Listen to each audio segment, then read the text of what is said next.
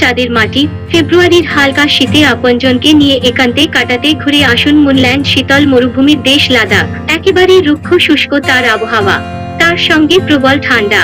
যদিও ফেব্রুয়ারি মাসে অনেকটাই কম থাকে লাদাখের আবহাওয়া, যারা একটু অ্যাডভেঞ্চার প্রেমী তাদের কাছে লাদাখ যাওয়াটা একটা স্বপ্ন পূরণ হওয়ার মতো।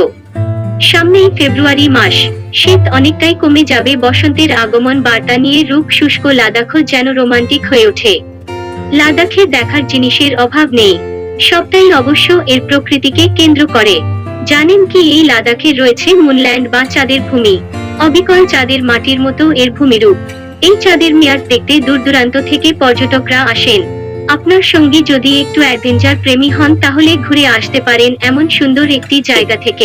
বিশেষ করে বসন্তের হাওয়া গায়ে মেখে পাহাড়ি পথে চাঁদের মাটি দেখতে মন্দ লাগবে না। চাঁদের মাটি দেখতে যেতে হলে লাদাখের লামায়ুরুর পথে।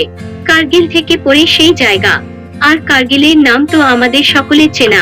কাজেই চাঁদের মাটি দেখার পথে কার্গিল দেখে নিতে পারবেন।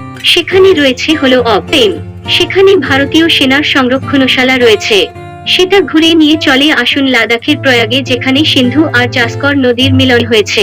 সেই সঙ্গমস্থল দেখতে পাবেন, স্পষ্ট বোঝা যায় দুটি নদী সেখানে মিলিত হচ্ছে। ধীরে ধীরে লামায়ুরুর দিকে এগিয়ে যেতে যেতে মিলবে সেই চাঁদের মাটি।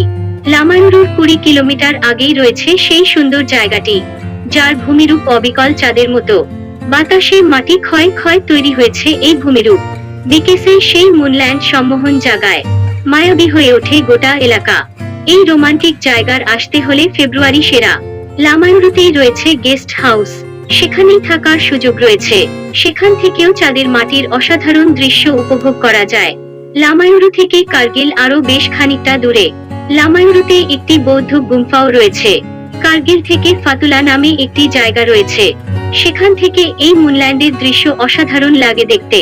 কাজেই ফেব্রুয়ারির পরন্ত শীতে ঘুরে আসুন একেবারে চাঁদের মাটি থেকে।